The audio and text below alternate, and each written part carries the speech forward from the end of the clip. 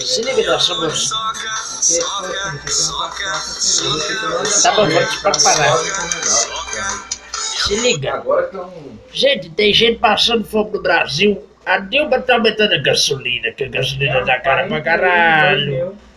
A cidade tá inundando, então a cidade que tá tudo afundando na lama, o Nordeste tá assim. Quero que o trem é beira-mar. Em vez de eu investir dinheiro pra transformar a água lá em água potável, para os caras não precisam ficar cavando buraco profundo, porque senão vai todo mundo morrer de sede, vai dentro do gado. Fica postando vídeo na internet sobre Muriçoca, um trem sem cultura, um trem sem poesia, o cara não compôs a música.